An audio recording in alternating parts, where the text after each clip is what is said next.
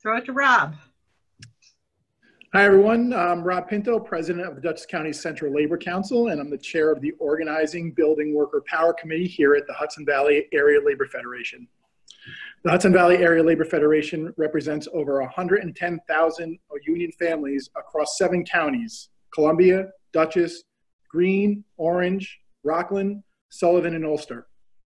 Led by our president, Sparrow Tobin, the ALF is a driving force for working families across the Hudson Valley. We are Union Strong.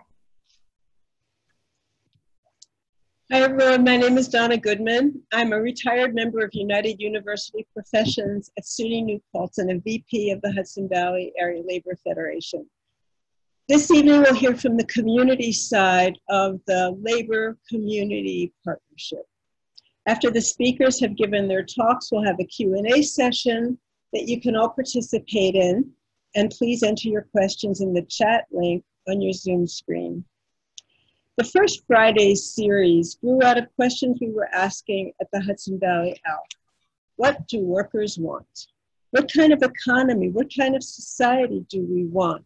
What role can workers play in this transitional economy as we move from reliance on fossil fuels to clean energy, from infrastructure chaos to rebuilding our infrastructure, from a withering away of our once robust public sector to fully funding a fully unionized public sector, from an advanced capitalist country with a weak but existing safety net to one whose safety net is in shreds.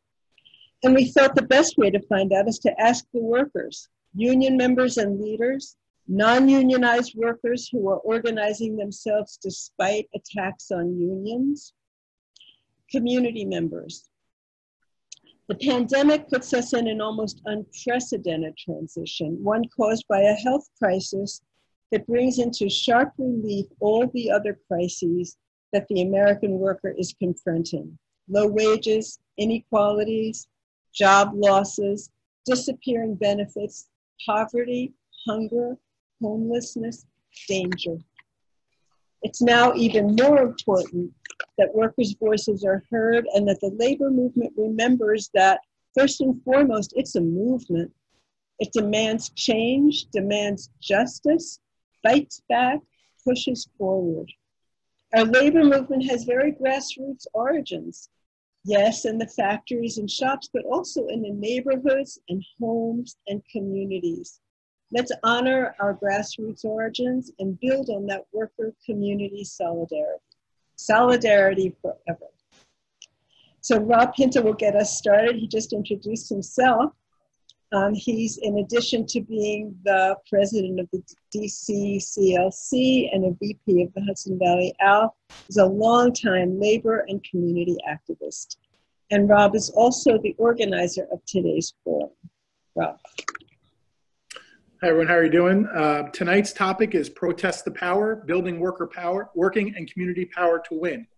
I am thrilled to be a part of today's forum. In the last few months, we have seen the power of social movements. Black Lives Matter has woken this country. This movement has shaken the powers that be to their core. Activists, community members, unions, the poor, the middle class have come together to make the president himself shake in his tiny little boots. That's what a movement can do. When we in our own groups break out of our silos and join together for a common good, for the community's good, we become an unstoppable force. And for too long, the relationship between labor and our community allies has been one-sided. Unfortunately, we've been asking a lot of our community allies and have not returned what we should have, or transactional at best. 4 years ago, my brothers and sisters in CWA went on a 7-week strike. Our allies poured in to join our fight. There wasn't a day where one of our community allies or activists weren't standing shoulder to shoulder with us at our picket line. We were 60,000 union members, but we became 150,000 strong. We were a monster. We won a strike we had no business winning because the movement that was built to support us. And then it was over. We all patted ourselves in the back We had our toasts and we went home. Shame on us. Shame on me. We had an opportunity. We dropped the ball. We had an opportunity to build something huge. We should have jumped into fair elections fight with citizen action. We should have fought foreclosures and evictions with Nobody Leaves Mid-Hudson. We didn't do that. We went back to our silo happy. But labor has an opportunity to rectify that. Labor has an opportunity to change, to become something even more than what we are now, to become part of a movement. Movements that are outside of our silos. Labor needs to realize that the community is our membership. Labor needs to become an ally of our community, to engage in battles that aren't necessarily contract related, but are community related. Last year, for instance, the Chicago's Teachers Union included rent control and affordable housing in their contract demands with the city. Bargaining for the common good is the way forward for labor. Issues like affordable housing, racial justice, voting rights, and fair elections are movements that labor as a whole need to be a part of. Labor has a responsibility to the communities we live in, and we need to become actively involved in the wants and needs of the many besides our membership. Unions belong in this fight, and our heart lies in this fight, and we need to be in this fight. Thank you.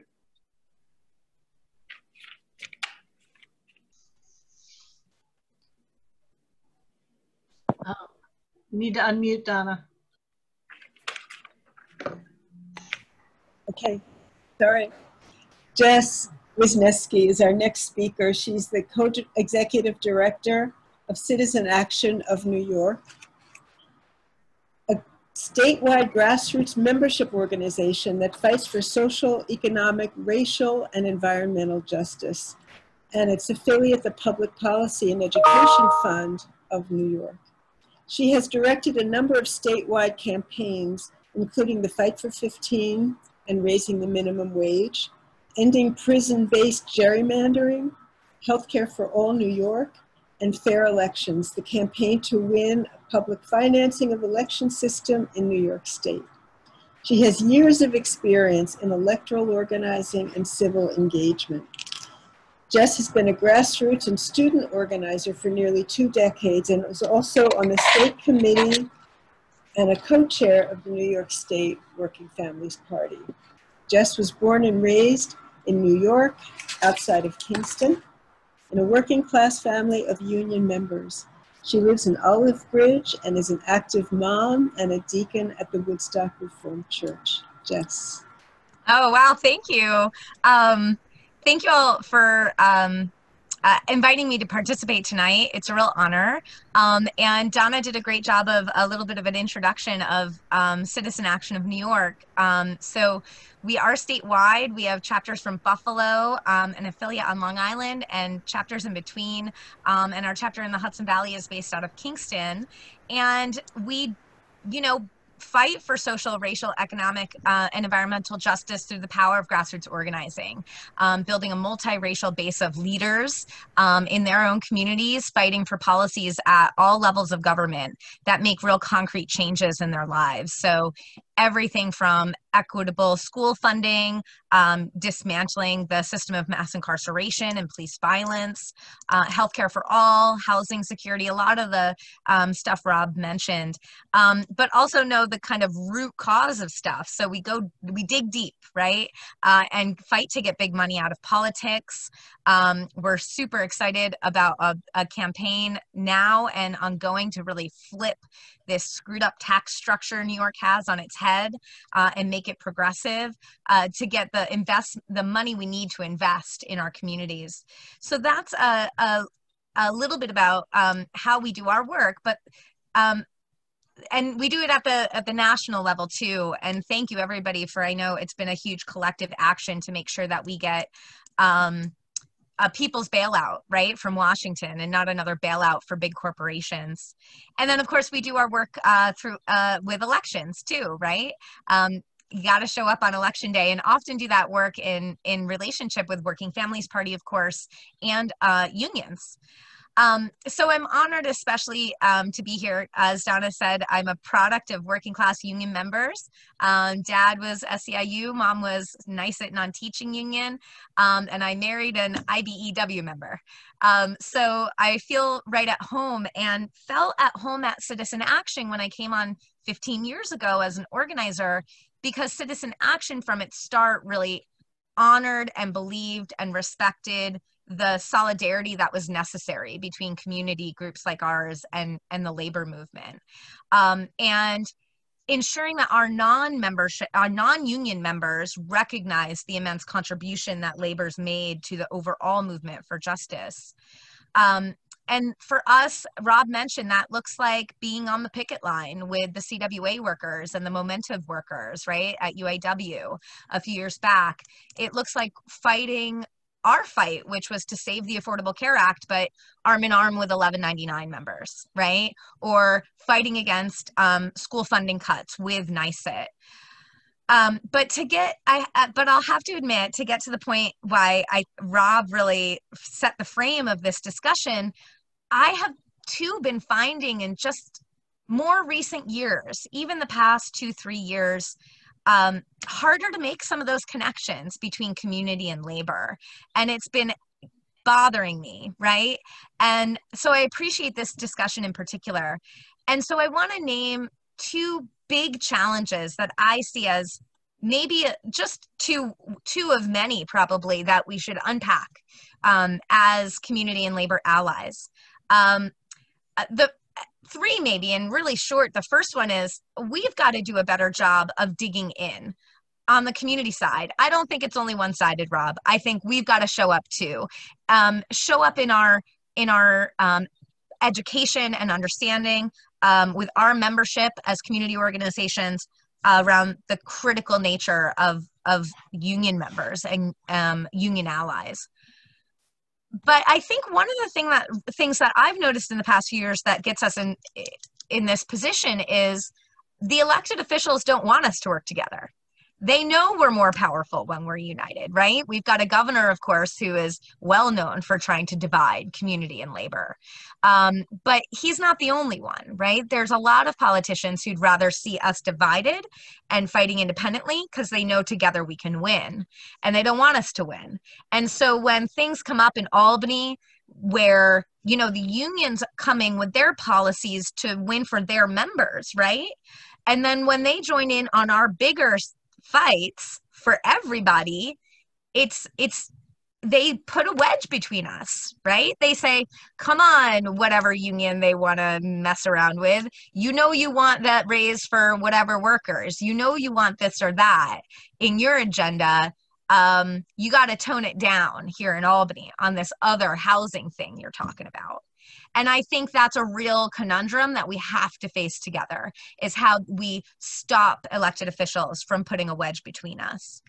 And the second thing I'll say to finish my remarks is, and I say this with a tremendous amount, particularly lately, of self-reflection and organizational reflection on the need to recommit and dig in. I think I can say with confidence, based on my experience with enough unions throughout my life and union memberships, that too many unions within the union movement, and this is not a generalization of the whole union movement, but certainly some, do not have a deep enough commitment or acknowledgement or willingness to deal with and combat racism in all its forms. For us on the community side, that's essential. We can't separate racial justice and economic justice. The entire country, the entire economy was built out of racism. And as a multiracial organization, we know when those most marginalized in our society, particularly Black and Brown people, immigrants, Indigenous people win, we all win, right? We all benefit. And so I think for unions in America, especially now as we kind of see what's happening with police accountability in particular, we all have to do the work, right, around anti-racism work. And I would really hope and challenge the unions within this state and country to tackle that head on and ask us for help. because we've been doing it. We've been doing that work. But we need you to have that fight and that willingness to combat racism structurally and within your ranks. So I'll stop there, and excited to hear from my colleagues. Thank you for the opportunity, Rob. Yes, thank you so much, Jess. You really did hit it and you didn't hold back. Thank you. So our next speaker is Sochie Nnaemeka, who herself is a seasoned community organizer and a national leader in the progressive movement, who has spent her career building power for working people. She's the daughter of Nigerian immigrant parents and was born and raised in New York City. She has spent the last decade organizing and electing working people. She led electoral campaigns for Unite Here in New Haven and helped found New Haven Rising, a membership-based organization that served as a progressive political home for working people across the city. She brokered the first in the nation community benefits agreement between a charter school company and a municipality, leading to hundreds of union jobs, mandated employment requirements for women and people of color, and a prohibition against exclusive admission practices. As Director of Emerging Organizing and Leadership at the Center for Popular Democracy, Sochie launched and supported new grassroots people's organizations, including Black Leaders Organizing for Communities in Milwaukee and Detroit Action in Michigan. Sochie is State Director of the New York Working Families Party. She lives with her partner and their toddler in Mount Vernon. Sochie, welcome. Thank you, Donna. Thank you, everyone. Very honored and excited to be here with you all. As Donna says, I'm the director of the Working Families Party, of which the ALF is a member. So happy to be amongst our comrades and siblings here. I come from labor. I cut my teeth organizing with Unite Here. I worked to organize my own union with my coworkers as a casino cocktail waitress in Miami, and so have often kind of blurred the line between community and labor, right? You are not considered labor until your organization, your union is mounted. We're using kind of community organizing techniques to bring and develop leaderships to move people who don't see themselves as traditional leaders, but who are the matriarchs of their family, who are the department head in their shop, and have them formalize that role to build real collective power and bargain together. And so that, I think, that idea of building and creating home inspires a lot of the work that I do. At the party, fundamentally, we're trying to create political home for the front lines, right? For workers, for parents, for young people. And it's all about building a sense of belonging and shared work and a shared vision, North Star, to deliver a governance agenda that works for all of us. So I say that we're building a party of the front lines, and I really loved actually this construction of the front lines, because I think the front lines are really broad, right? They're essential workers who we have been talking about in this moment. There are also parents who are struggling with inadequate childcare. There are workers who are locked in to unsafe jobs in this moment, and workers who are locked out of the economy and therefore unable to support their families or pay their rent. And fundamentally, I think that the politics of the front lines is what will get us out of this crisis together, and what labor and community needs to be in sync and aligned about. What we're seeing right now is that workers and marginalized communities are absorbing all the risk of this crisis, while billionaires are literally getting wealthier every day in this moment, right? We have to reorient our politics to think about what is the broadest united front that we can create in order to shift the power dynamics that are not serving us, right? They're choosing who gets out of this crisis okay, and who is absorbing all of the risk and left to fend for themselves. But fundamentally, I think that we cannot build a progressive party or a progressive movement without labor. New York State has the highest rate of unionization. Workers have been demanding respect and dignity on the job for generations.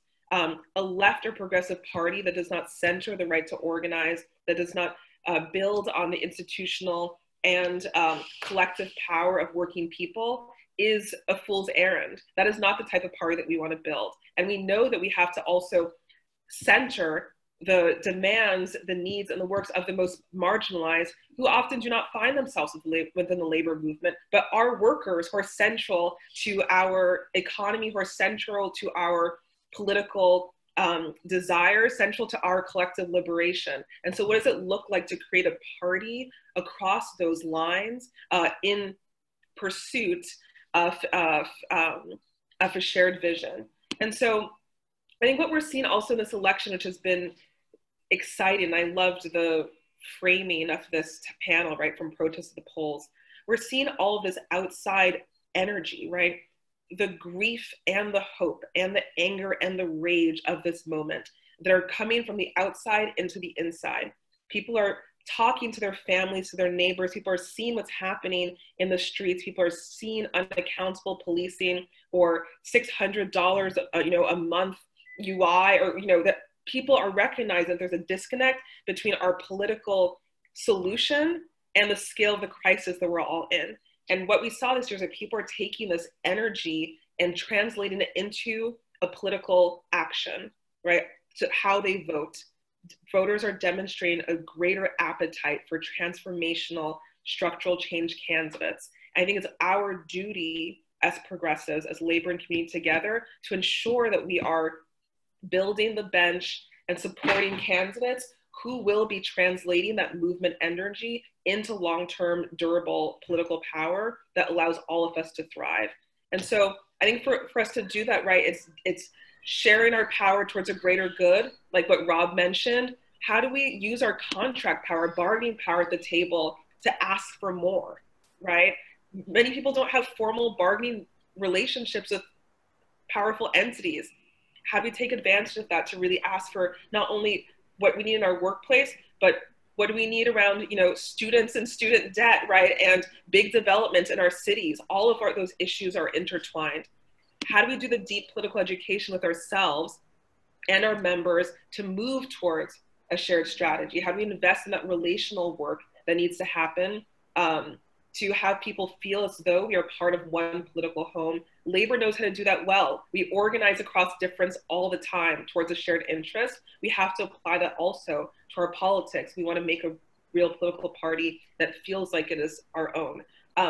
Running people, invest in their leadership. We need to invest in labor leaders and workers to run for office and to take the energy of the workplace, to take the demands of the streets and turn that into a real governing plan. And we have to build political power that's multiracial, that's working class led, that's steeped in our values, and where people don't feel like they have to choose between their values, what they care about, and an actual plan to win. We are interested in non-delusional politics. I want to win in my lifetime, right? I deserve to win in my lifetime, and I don't want to feel gross about what I'm asked to do in order to win. We deserve both of those things, and our party is trying to build that in a really meaningful way. And so ultimately, I think we need to figure out how we're translating the very real energy, the demands and needs of our families and our communities into a governing agenda that does not leave any of us behind, right? That's actually responsive and accountable to the beauty, the diversity, the multiplicity of identities in our communities, and actually creates a plan and agenda that allows all of us to thrive together. Thank you, Sochie. Thank you so much. Our next speaker is Quintin Cross. Quintin was the founder and executive director of SBK Social Justice Center and is a founding board member of Hudson Catskill Housing Coalition. He was the youngest member ever elected to the City Council in Hudson, New York, rising to the position of majority leader.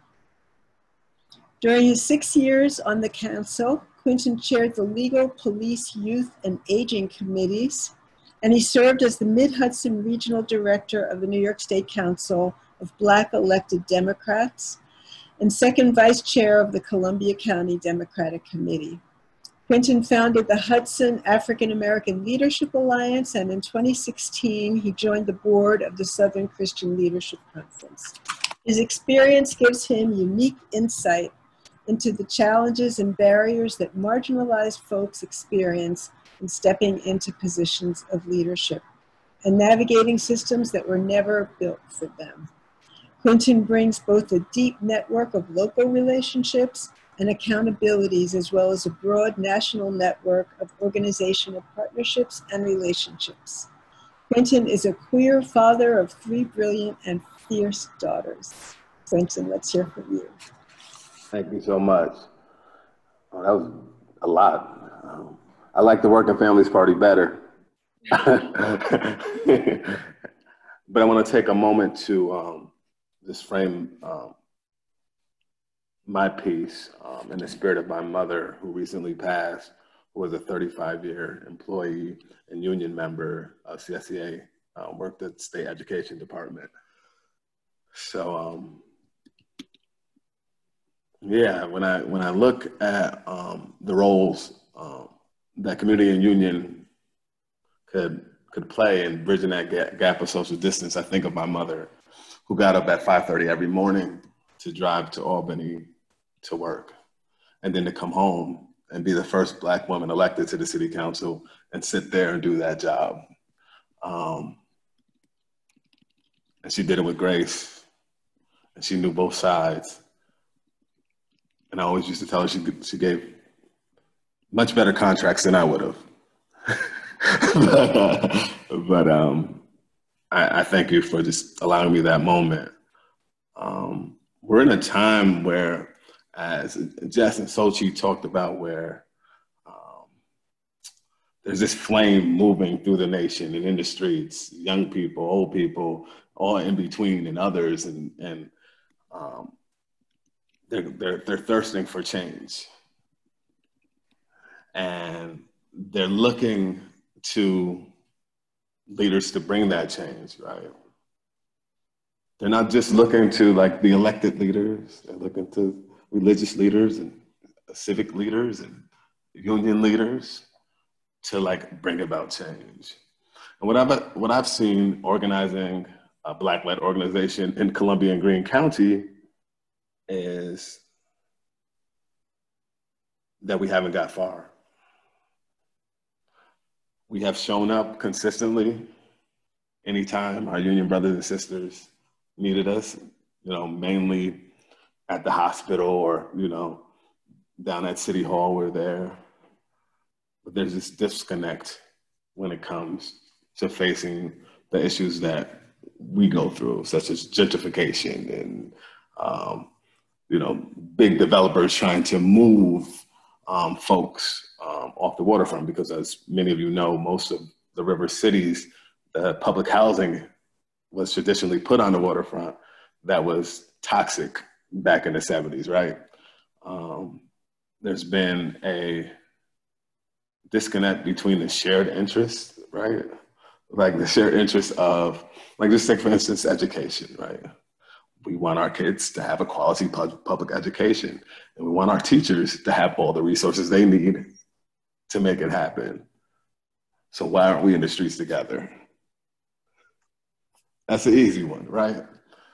So I think there needs to be a realignment, because their interests are aligned in a meaningful way. And I feel like, as Jess says, like the political types have built such a wedge, like it's like we're like our sides don't coexist or are not even on the same planet. How could that be? Like when unions were created and they came to be, and as they grew and grew, that was where Black folks got into the middle class, right? Like that's where we, that's where I know that's where I was able to have privileges that my neighbors and friends never could have had, because my mom was a union employee. That's why, I was able to have great health insurance, right? Imagine that, great health insurance. All the things that folks are fighting for on the outside, it should be a no-brainer. So what is that thing that keeps us separated? I think it's social and racial justice. I think it's like, it goes back to that. It goes back to the fact that You know, if I just look at my community, yeah, I work in Hudson, I don't live there. Like, I don't have the same challenges. I'm not the same demographics. I'm not dealing with the same things in community. But I want the same things. I want my kids to have a quality education. I want my kids to have health care. I want my kids to have a good job. I want my kids to remain in the community in which they grew up. So how do we fix it? Where do we go? Let's, you know, and I feel like it's conversations like this that brings us to a point where we say, hold on, you know, why is it that Columbia and Greene County is not, you know, moving forward on a Black Lives Matter resolution? Who are the union folks there that can intervene and say, hey, give a call. Like, we're going to organize around housing, or we're going to help you organize in community around education. But we're going to do it all year round. We're going to do a sustained effort. We're not going to do it just when we're in need and when it's contract time, right? And I feel like that's what's needed, like bridging the gaps to social, more conversations, more getting together, more understanding, you know? And I want to thank Rob, because I remember, I didn't really know what CWA was, but I used to see them on Fairview Avenue in Hudson, like picketing from time to time. And the reason why, one of the reasons I'm on this call is because I used to work for Citizen Action, and I came in and you were doing that racial justice training, and it blew my mind to see those folks there. And it showed, no, it did something to me, right? Like, that this union is taking the time to train their members in social and racial justice and changing the like worldview. That's what it's about. So thank you. Thank you for allowing me to speak, and power to the people. Thank you, Quintin. You really nailed it. Thank you so much. Our next speaker is Manna Jo Greene. Manna is Clearwater's Environmental Action Director and has been since 2000. She was formerly the Recycling Coordinator and Educator for the Ulster County Resource Recovery Agency, and a registered critical care nurse for 22 years. She holds degrees in nursing and biology and has completed coursework for a master's in environmental science at Bard. Manna is a lifelong environmental professional and community activist. I think anyone who's ever been anywhere near the environmental movement knows your name. Manna helped to organize 2 union campaigns while serving as an RN at Benedictine.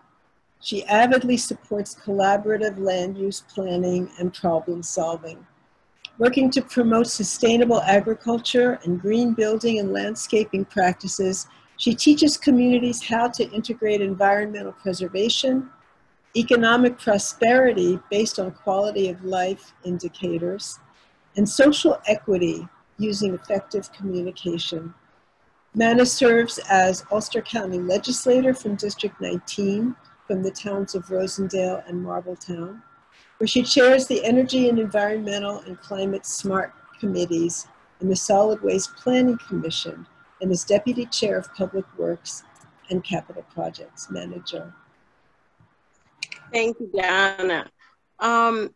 You know, I got my start as an activist 50 years ago in the civil rights movement, literally at the feet of Dr. King and John Lewis and all the civil rights great leaders of the time. Back then, we were focused on fighting bigotry and prejudice and segregation in the South and de facto segregation in the North. But I don't think it was as clear then as it is now that racism is systemic. That's the difference, and it may be why we're revisiting this 50 years later, is that it seemed like a moral issue. And I think now we're starting to understand how deeply entrenched the problems of social justice are in an unjust social system, and that there are people that benefit and people that are harmed. And that's something I'm just coming to understand. I think I've been in some way or another at the forefront of the peace movement, the women's movement, and then I migrated to the environmental movement because as a nurse, I saw so many cases of illness that were environmentally caused. One of the reasons I ended up at Clearwater is that Clearwater was founded by Pete Seeger, who was very close with Woody Guthrie. And Clearwater has been pro-union and pro-labor deep in its DNA. It really cares about social justice and rights and equality, not just protecting the environment. But the environment is what provides and protects for all of us. So if we can blend the values of environmental protection, which is protecting our health and our well-being and giving us life, with social justice, social equity, and undoing systemic racism, we're really going to create a world that works for everyone. Clearwater, about 10 years ago, we started working directly on environmental justice issues, and I've had wonderful mentors that have helped with that. We had a Green Cities program where we created a green jobs pipeline in partnership with Nubian Directions in Poughkeepsie, and there is renewed interest, certainly in Ulster County, in figuring out how to do that, to provide good jobs and opportunity. And as a legislator, well, let me back up and say that we're all in the middle of a global climate crisis. And if you look at what's just happened with these massive outages, we absolutely have to shift to a renewable energy economy with storage and efficiency, but we need to do it in a way that provides a just transition for any workers that are going to be displaced, whether it be workers in the fossil fuel or the nuclear industry moving to a renewable energy economy. And as a legislator, I want to be sure that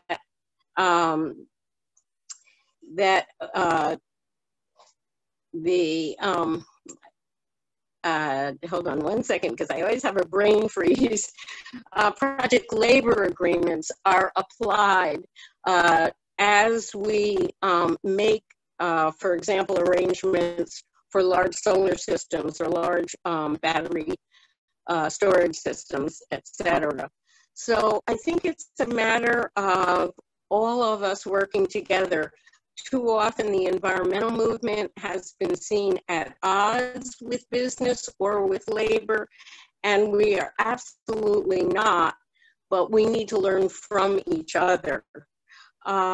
So I think, you know, that's sort of wraps up the perspective that I have, and I really thank you for the opportunity to let me share this. Thank you so much, Manna. And of course, everyone will have chances to ask questions after the speakers. Next up is Ashwini Sukthankar. I hope I got it right. And Ashwini has a very impressive history in the international labor movement as an organizer, as an official, and as an author. She currently works on global campaigns at the AFL-CIO, the national AFL-CIO, and she's building international solidarity and international human rights tools in support of workers and their communities. Until May, she was the Director of International Affairs at Unite Here, the union representing hotel, casino, and food service workers in the US and Canada. She lives in Rhine Post. Welcome to Ashwini. Thank you, and I'm really excited to be sharing a Zoom screen with so many amazing people. But I have to say, I'm especially excited about sharing a screen with Sochie, my Unite Here comrade and sister. So yes, I'm now at the AFL-CIO. I left Unite Here because my union was in crisis. We still have fewer than 25% of members back at work in the wake of the pandemic, and I will always be incredibly proud of the time that I spent at Unite Here. We are a true fighting union, and I think we always told ourselves that we had a voice on issues bigger than ourselves. The membership is majority immigrant, majority women, and so, you know, we had a pretty compelling point to make when we said that fighting for our members was fighting for some of the most marginalized people in the US. But when the pandemic hit, I think we really had to confront what it meant to have no dividing line between fighting for our members and fighting for the rest of the people in this country. And I'll explain what I mean by that. I would say that there's no union better than Unite Here at fighting the boss to get what our members need. And I will say that, you know, even with Rob on this screen, I will always be Unite Here proud. But when 98% of our members were not working, we had to confront the fact that no boss had what it took to make our members whole. We were talking about, you know, 300,000 people plus who were trying to figure out how they were going to make the rent, how they were going to feed their kids, and not least of all, what was going to happen when their healthcare ran out. And there was not a single employer, you know, and we're talking about huge employers like Disney in Orlando. We're talking about, you know, MGM and Caesars in Las Vegas. Not a single employer had the kind of money that it would take to keep our members going. And so we were in a position of having to be shoulder to shoulder with every working person, every person who cares about working people in the US, union and not union, to think about government assistance and to think about healthcare for all. It was a real switch for union that had never relied on anyone. And we thought, you know, I would say until the pandemic hit, we thought it was enough to say that we fought for immigrant members and undocumented members, just like we would have fought for any other member. But then the crisis happened, and we really had to think about and talk about the fact that, you know, somewhere between 10% and 15% of our membership wasn't going to be eligible for government assistance. And we had to go hat in hand to foundations. We had to go hat in hand to other unions and say, we have members who are not going to get a penny from the government. And for the first time, we had to have an explicit politics around immigration. I mean, we'd always been out front on immigrant rights, but it was different when it was about our own.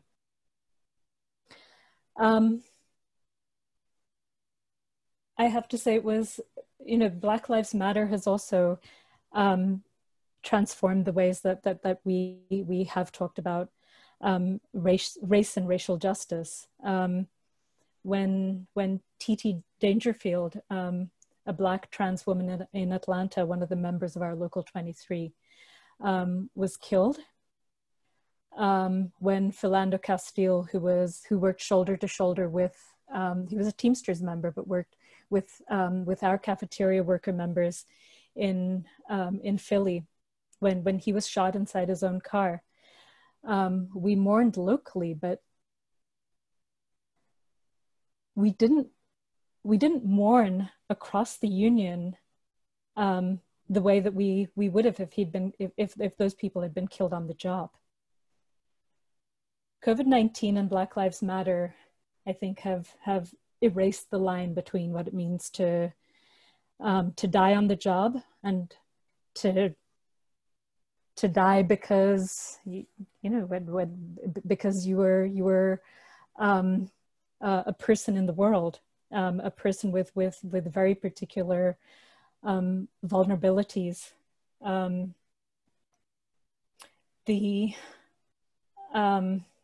Sorry, I get. I feel very emotional around both our incredible wins as a union and what I think of as us having fallen down on the job. And I think it's not just about Unite Here. It's about every single private sector union that now has to deal with the most intense questions around whether we remain relevant in the world. It's been easy for us to say that issues of bargaining for the public good are about public sector unions, that they're not really our issues in the same way. That for the nurses, for example, it makes sense to talk about the environment, or it makes sense to talk about the Keystone XL pipeline and its impact on environmental issues, because they deal with issues of public health day in and day out. Or that nurses, of course they should be talking about safe staffing levels as something that's in the interest both of their brothers and sisters on the job, who are who deal with incredible stress as jobs are cut, but also in the interests of patients who get crappier care when staffing levels are cut. We say it makes sense for teachers to talk about, to be bargaining in the public good, to be talking about what's in the interests of their students as something that's about something that's critical to their jobs.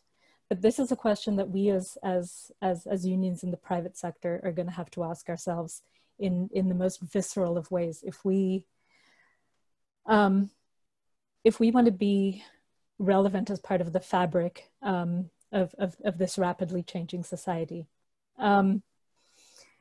As our, just speaking for Unite Here, as hotels were being shifted to quarantine facilities, as kitchens were being transformed into commissary kitchens to feed essential workers, or to feed the general public, people who couldn't feed themselves. As hotels are being turned into domestic violence shelters, as the rates of domestic violence go through the roof during this period of lockdown. We've had to ask ourselves questions that we weren't prepared for, but we should have been. And I hope that going forward, we don't just forget the life or death crisis that we've all gone through, and that we realize that there is no difference between a narrowly defined us of union members and the communities that we live in, because with 90% plus of members who've just shifted to being a part of the general public, that's not a question we can afford to ask. All I can say is, wow, thank you, Ashwini.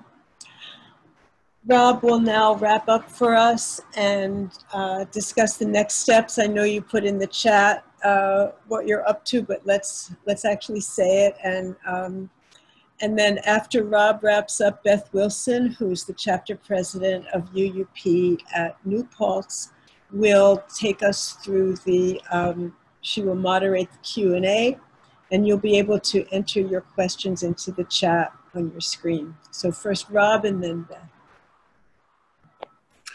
First of all, I want to thank everybody that came on tonight. Incredible. I thank you all for being a part of this forum. So the Building Worker Power Committee is something that we're starting at the ALF. It's a broad-based committee of labor and community groups to discuss labor's role in today's movements and how labor can be a productive, and I mean that as strongly as I can, a productive resource for our community allies. We want to get involved in hard issues, just like Jessica and everybody had said. We want to get involved in racial justice issues. We're talking about housing issues. We're talking about issues that are affecting our community in this committee. So this is the only committee at the ALF that will sit people that are not in actual labor unions. So if you're part of a community ally, this is the committee for you. I want you to sit at our table. And I'd like to discuss how we can help, how labor can be involved in your issues and in your movements and become a productive resource for you. We'll put out info next week about our opening table for this. And we're looking to build, a labor committee movement in the Hudson Valley, and it's going to start with this table. So I look forward to hearing from people. You can get my information. It's on the ALF website, or you can reach out to Sandy. She'll give you my information to get involved. I really want this to be, this conversation tonight was the start of it, and it really, the action of it is going to start at this table. So if you really want to get involved and you want, if you want labor involved in what you're doing, this is the table to sit at, and please reach out to me, reach out to Sandy Oxford, and be a part of this. Thank you. Okay, thanks so much, Rob. I'm so overjoyed that you're taking on this work and that we at the Education Committee can have this platform to help get the word out there for you. I usually, at this moment in the past few, as we've developed our First Fridays kind of format, I take the liberty before I jump into the Q&A of sharing a few of my own thoughts. And given that, our panelists have all been from, community groups, coming from the labor movement myself as a member of UUP, which is part of NYSET and all this sort of thing, I just need to say, that as far as I'm concerned, the spirit of unionism has to transcend just terms and conditions of employment. We are way past the point at which unions can only bother with that. Solidarity is not transactional. And if we're going to be in solidarity, we've got to do these things with our community groups, with all of us. This concept of bargaining for the common good is absolutely, I think, the way that we need to go. There's this concept of whole worker organizing, understanding as we're organizing workers, they need places to live. They need, healthy environments to live in. They need food. They need, all of this sort of stuff.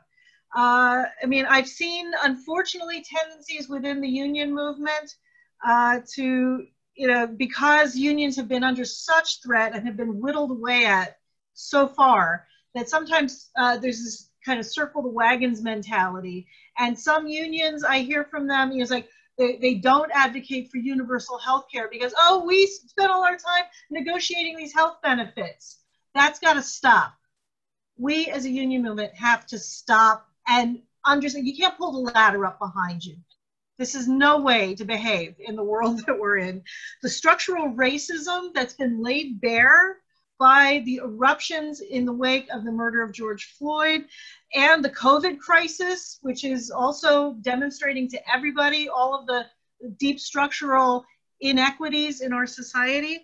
This is calling for all of us to engage and to reconstruct our fundamental institutions, our ways of doing business. Business as usual is over. And if we think it's going to come back, we got to stop that because the old way was bad. All right. So, I'm frustrated personally with, again, sometimes I see this resistance from certain establishment unionism, I guess. It's become part of a kind of electoral industrial complex that we need to break up. And the cracks are showing. We got rid of the IDC in New York State. We got to go after this governor, for God's sake, and not just pussyfoot around anymore with this stuff.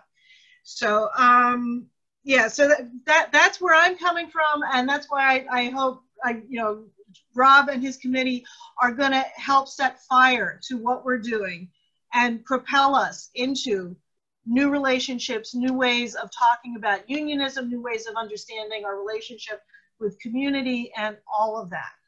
So, okay, so that's my rant for tonight.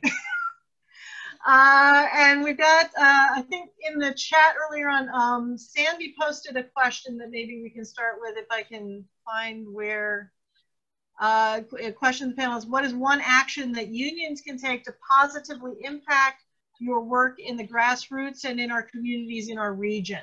So any of the panelists who are interested in responding to that, we'd love to hear from you. Just unmute yourself and go for it.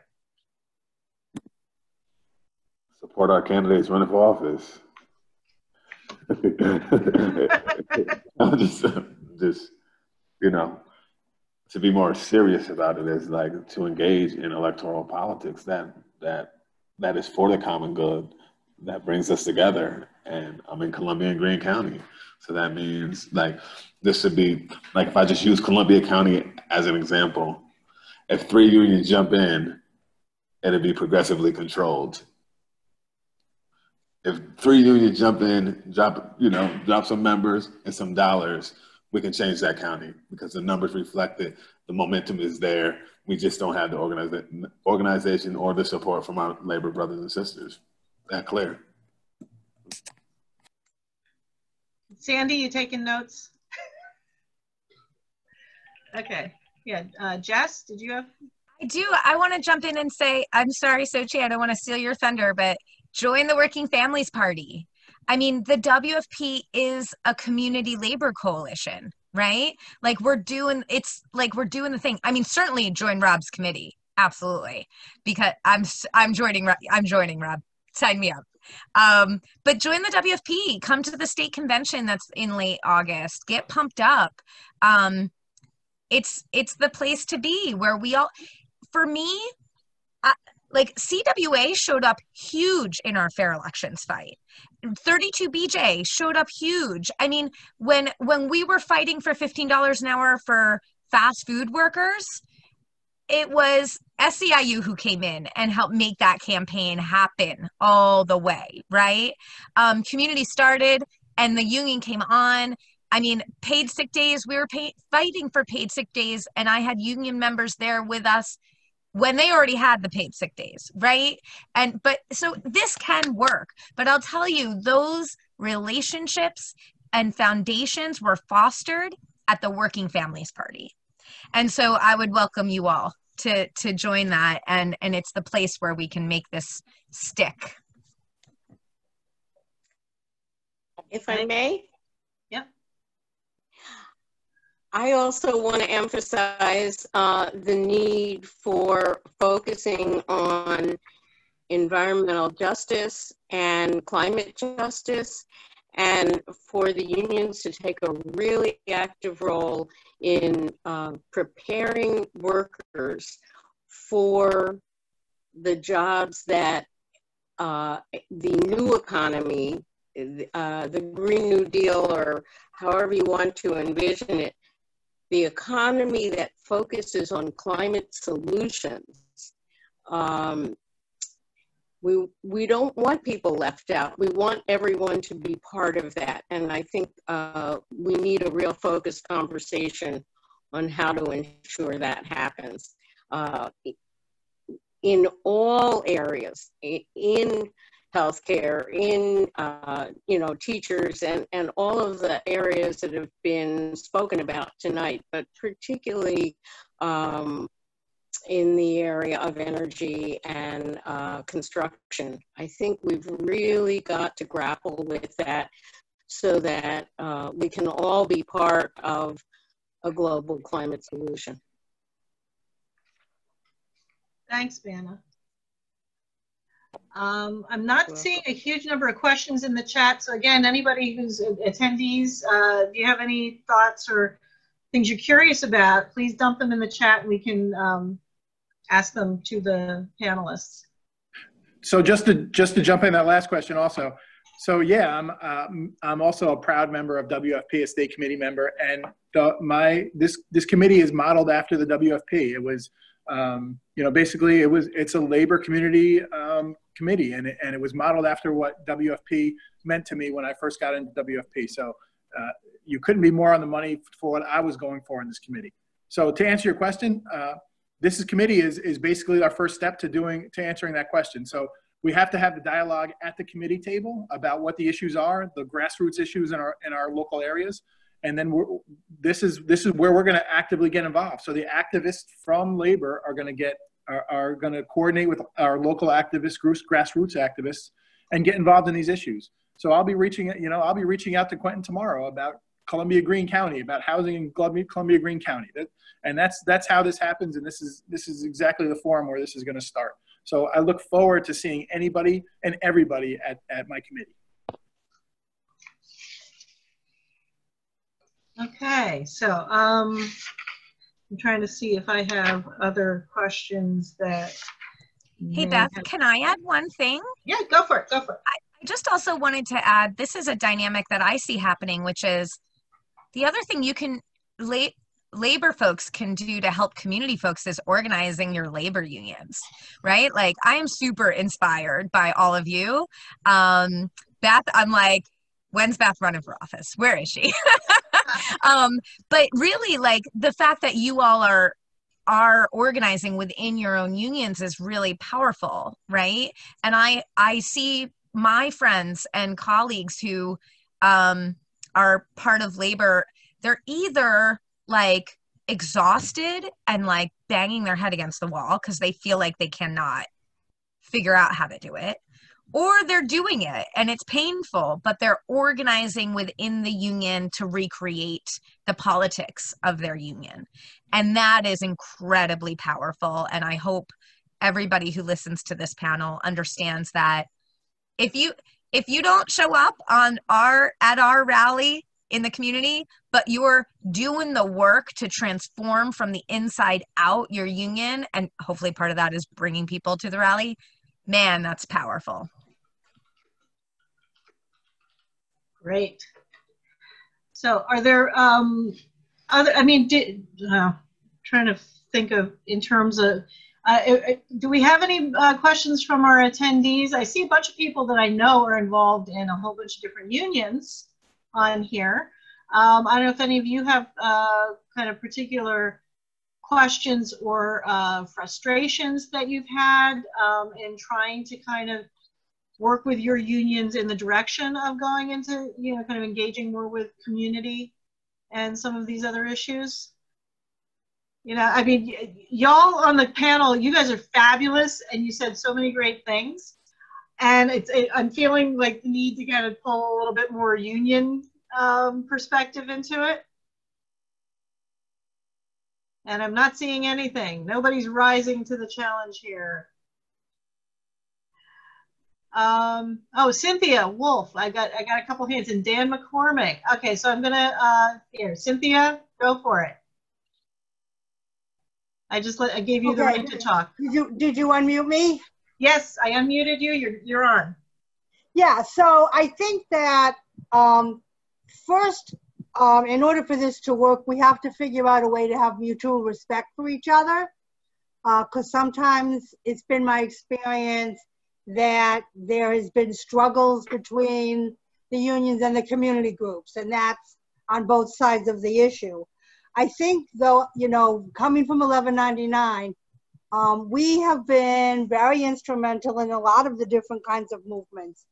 We were part of the organizing committee for the global climate thing that happened in Washington a couple of years ago, and we continue to serve on that. Anytime there is a natural disaster anywhere in the world, because like a lot of our unions, there are people from various different regions of the world. And so we are always part of trying to help better and assist people in other parts of the world when they have natural disasters. We are working with other unions as it relates to the HEROES Act. And, we're very active in politics and do a lot of endorsements and a lot of, you know, GOTV work on the ground where we actually send people to battleground states to help win for progressive party leaders.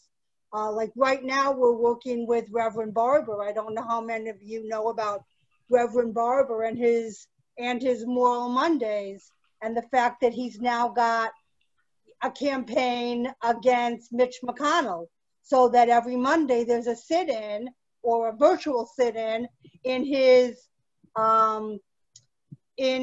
office where we're tying up the lines and we're making his life miserable because they're not moving forward on trying to deal with the issue that people need stimulus help, people need uninsurance, the states need support from the federal government to be able to continue to provide the necessary services in our states. You know, I'm sure a lot of you have heard Governor Cuomo, and I know there are problems with some of the positions he takes, but he's not fooling when he says we have a $15 billion hole in our budget that we did not anticipate when we had to spend all of the money providing COVID support for our frontline workers. And so we need help, because if we don't get help, because there's a state requirement that we have a balanced budget, it's gonna mean cuts to schools, cuts to public services, cuts to the fire, cuts to police. So we really need to figure out a way to be involved in this and to move forward together and to identify the issues. Because the bottom line is whatever issue the community groups are working on, it 1000% affects all of our members, because we're members of the community in addition to being workers. So we've got to figure out a way to work together and to do the right thing as it relates to the Poor People's Campaign and Black Lives Matter and, you know, appropriate police, remedies and changes. And so, you know, so I think unions are involved. We just have to figure out a way to pull us all together and going in the same direction. Okay, would any of the panelists like to respond to Cynthia? Defund the police. Yeah. Tax billionaires. Seriously, you know, I'm grateful to be a resident of the city of Hudson where we're doing like some amazing work around defund. But I, as you know, I'm a former chairman of a police committee, right? I gave them 5%, 4 years in a row for 4 years. Know what they were doing at the time? Community policing. Know what that meant to me? It wasn't about, it was just the way in which they engaged the public and the community. It's just sort of like right now, I'm from a small community, so you can see it. Defund the police, the movement occurred, and I see cops every day on the beat, walking around, trying to meet their neighbors, trying to understand, it's like a paradigm shift because they feel like they're at risk, right? When a long time ago, these conversations could have been occurring, you know? We do, but there is something to be said about it. There's something to be said. Listen, the first fight I ever had with, you know, the first Black mayor of Hudson was around the fact that I said, I don't like the fact that the youth department is coming and being knocked down, asking for an increase in funding, and the police are just hiring officers. You know, that's not right. So when we talk about coming together, we have to like have some common themes around coming together. Like for my folks in Greene County, where they're building a $47 million jail for 13 people who are in prison. And all those officers for the last 2 years have been getting full pay.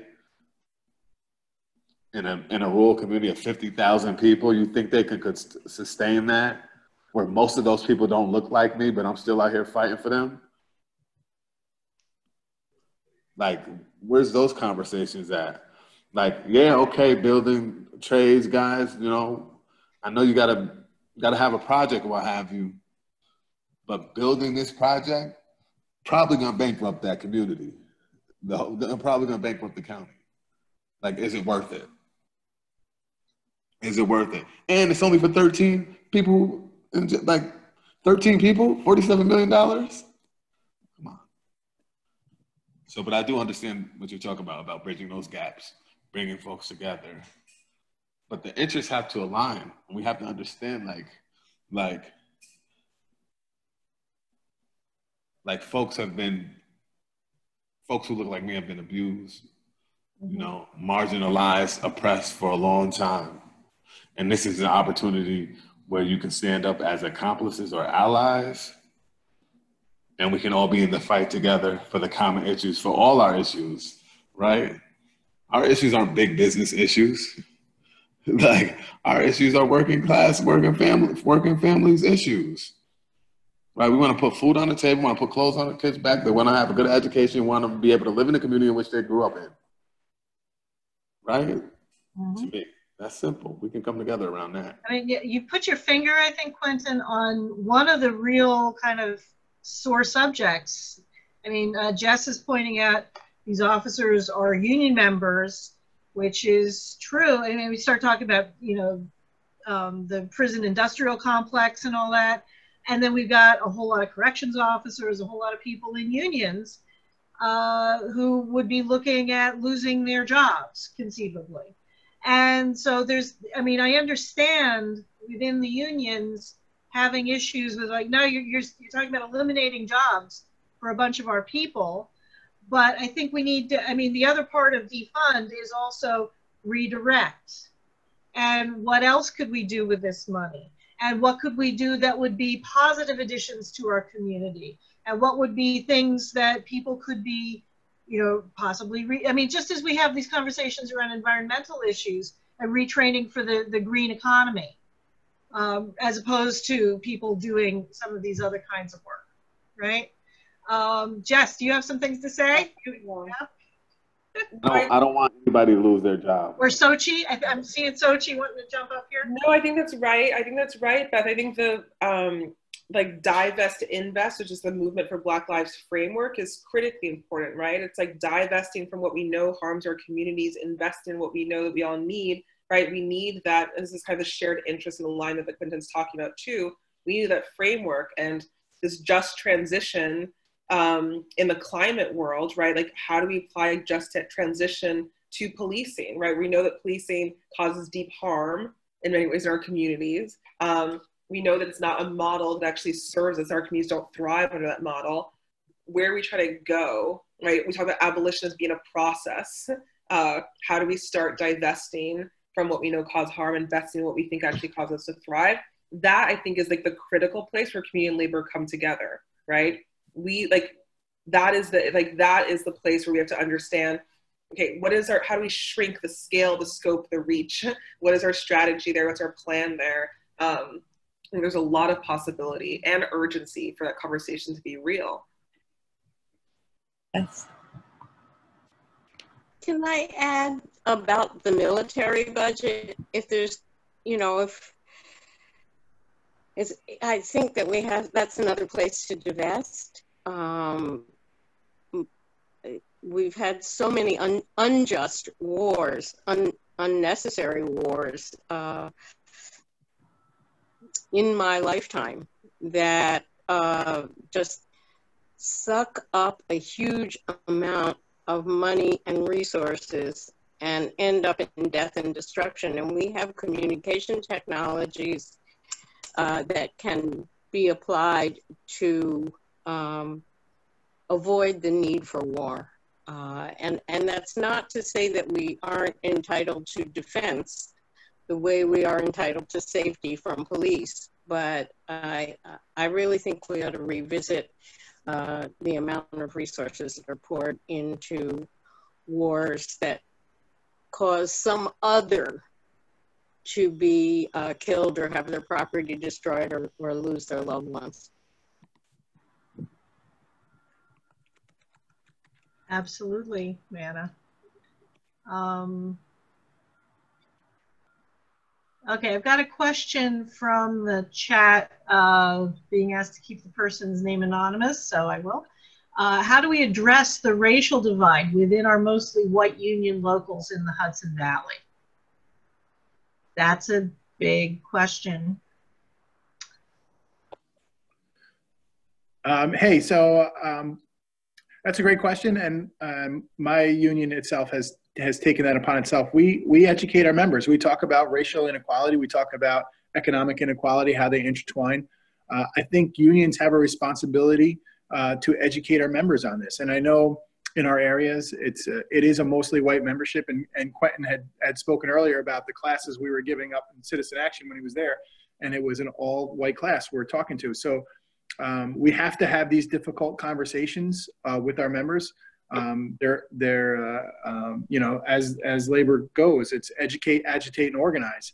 And until we're educating and agitating our members, we can't organize them to do anything in the community. So we have to have these difficult conversations with our members.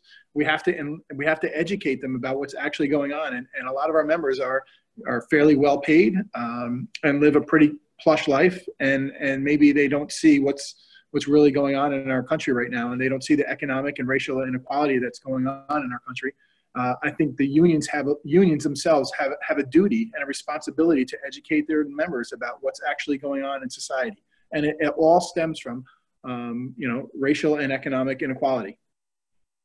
Yeah, and I can just mention, I'm going to go to Donna next because she's in the stack, but our union, our chapter, UUP chapter at New Paltz, in the wake of the whole BLM explosion that's taken place since the murder of George Floyd, we voted, our executive committee, a resolution.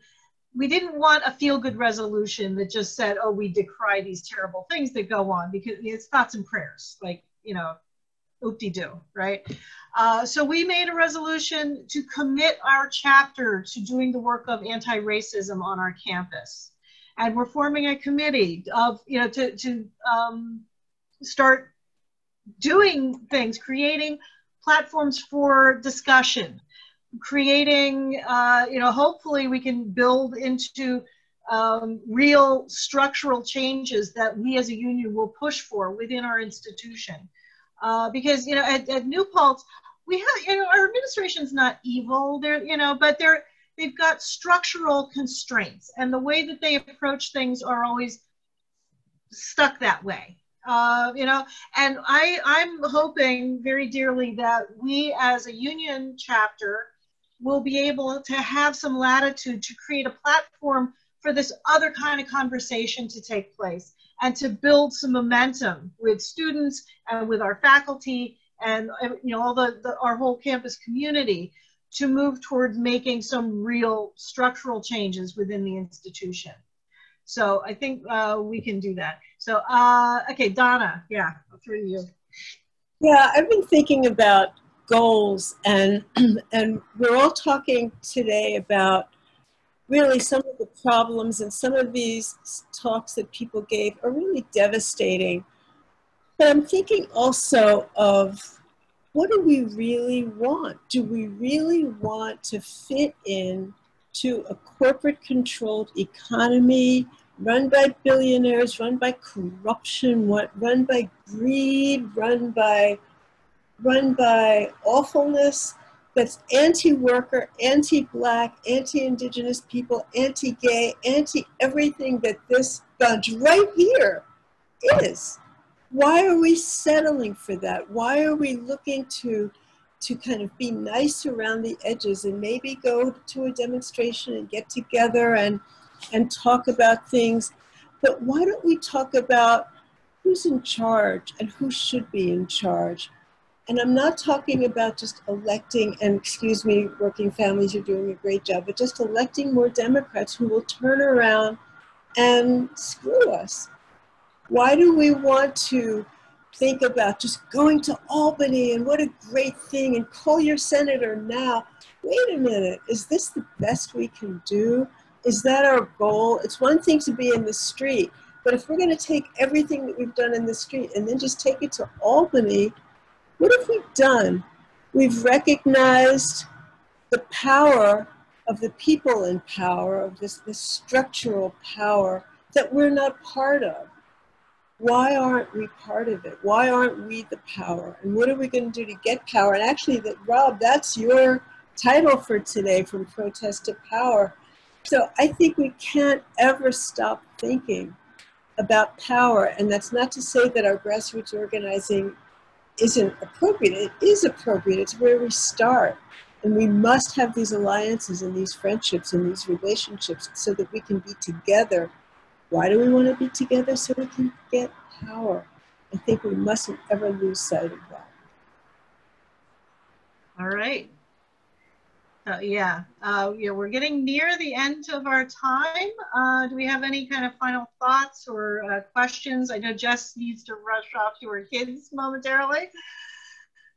Well, I mean, I guess at this point, I should, I want to thank all of the panelists, everybody who came and shared their thoughts with this event, because it's, it's the start of a conversation. It's definitely not the end of one.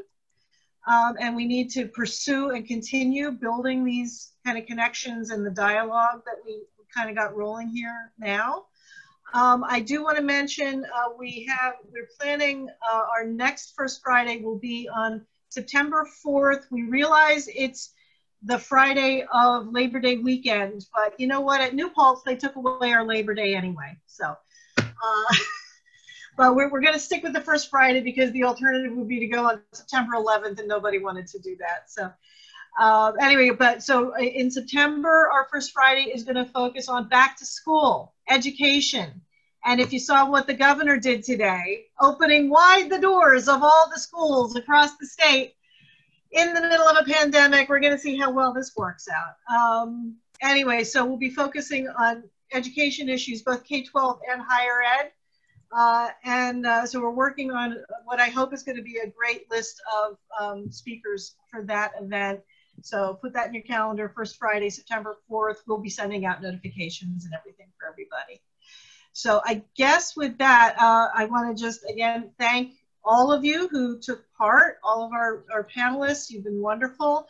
And thanks to everybody who's tuned in, whether you were on the Zoom or in our Facebook live stream. Thanks for coming, and we'll see you next month.